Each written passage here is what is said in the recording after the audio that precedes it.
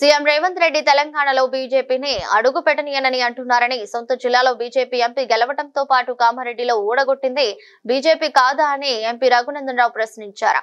సిద్దిపేట జిల్లా కేంద్రంలోని కొండమలయ గార్డెన్ లో ఏర్పాటు చేసిన బీజేపీ ఎమ్మెల్సీల ఆత్మీయ అభినందన సభలో ఎంపీ రఘునందన్ రావు, ఎమ్మెల్సీలు కొమరయ్య, అంజిరెడ్డి పాల్గొన్నారు. హైదరాబాద్ హెచ్సియు భూముల వివాదంలో బీజేపీ ఎంపీ ఎవరో బీఆర్ఎస్ పార్టీ వాళ్ళు చెప్పాలని ప్రశ్నించారు.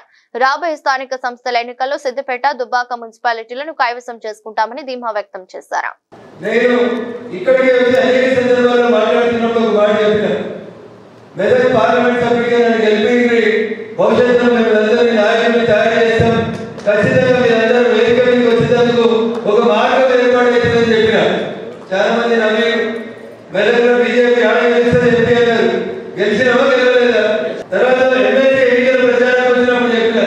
నాకు తోడుగా కుడివైపు ఎడమవైపు ఇద్దరు ఎమ్మెల్సీలు గెలిపోయింది. రేపు స్థానిక సంస్థల ఎన్నికలలో పంచాయతీ దగ్గర నుంచి మొదలుకుంటే పార్లమెంట్ దాకా ఎవరున్నారే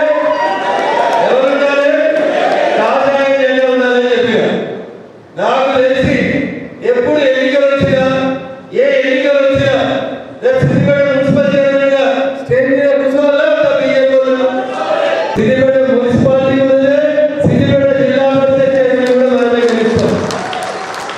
ఈ ఇద్దరు ఎమ్మెల్సీలు రఘునందన్ పాటు ఎన్నికల నుంచి సరిపోయినంత మంది ఎంపీపీలు జడ్పీటీసీలు కూడా గెలిపించి వేదిక మీద ఇదే ప్రయాసం మీద భారతీయ జనతా పార్టీ బలమేదో త్వరగా నిర్మించాలి.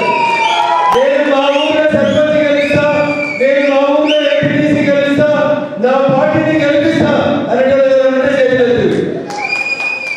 గెలిపి ఈజీ అవుతుంది. రఘునందన్ గారు ఎంపీగా పోటీ చేసినప్పుడు అంకెలలో మనం కౌంట్ చేస్తే వేల మీద లెక్క పెట్టే సంఖ్యలో మన కౌన్సిలర్లు ఉన్నారు. సిద్దిపేటలో ఇంతకుముందు 2 ఉంటే 2 ఒకటి అయినాయి. రేపు 2/1 కావాలా, 1/21 మనం మున్సిపాలిటీకి వెళ్ళాలా ఒకసారి ఆలోచించుకోవాలి. వీళ్ళ మీద అలిగి వాళ్ళ మీద అలిగి ఇటు పోయి అటు పోయి ఇటు అట్లా ఇట్లా అట్లా ఇట్లా ఎట్లా కాదు. నేను మళ్ళీ చెప్తా ఉన్నా, నిండు మనసుతో చెప్తా ఉన్నా, మీరందరూ వచ్చే మీటింగ్ కదా 100 మంది ఇక్కడ ప్రజాప్రతినిధులు కూర్చుంటారు. ఇదే ఫంక్షనాల్లో స్థానిక సంస్థల ఎన్నికల తర్వాత స్టేజ్ మీద జరగాలని కుర్చీలు పట్టాల్సిన పరిస్థితి వస్తుందని చెప్పి నేను ఈ సందర్భంగా మీకు ఎక్స్పెక్ట్ తెలియజేస్తాను. మాకు సపోర్ట్ చేస్తారా? మా ప్రచారానికి తిరుగుతారా? మాకు పైసలు ఇస్తారా? ఇలా చాలా మందికి డౌట్లు ఉన్నాయి. ఎందుకంటే చాలా మంది అడుగుతుంటారు మమ్మల్ని అనడానికి ఎమ్మెల్యే టికెట్ ఇస్తాడని చెప్పి 10 కోట్లు ఖర్చు పెడతాడు. ఎంత 10 కోట్లు ఖర్చు పెడతాడు. జనంలో తిరుగుమంటే మాత్రం ఎండగొడుతుంటారు కదా, పొద్దుకి ఫోన్ చేసుకుని వస్తాడు. ఇట్లయితే లీడర్ అవుతారా?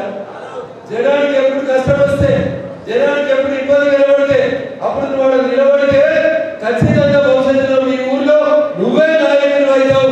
నీ వెనకాల నరేంద్ర మోడీ గారు గొప్ప నాయకుడు భారతీయ జనతా పార్టీ కాజాయి చేయడం మనకు అండగా ఉంది. కాంగ్రెస్ అయితే కథలు మాట్లాడారు, హమ్తో హమారే దో అంటే వాజ్పేయి గారిని అద్వానీ గారిని ఉద్దేశించి మేమిద్దరం మాకిద్దరు ఎంపీలు చేసిరని ఎక్సర్కాలు చేశారు. 1984లో భారతీయ జనతా పార్టీ పార్లమెంట్ ఎన్నికలలో 2 ఎంపీలు గెలిచిన రోజు ఆ రోజు కాంగ్రెస్ పార్టీ మాట్లాడినటువంటి మాట, మాకు 400 సీట్లు ఉన్నాయి పార్లమెంట్ లో, మీకేమంటే హమ్తో హమారే దో అన్నారు. ఇలా ఎవరిలో ఎక్సర్కాలు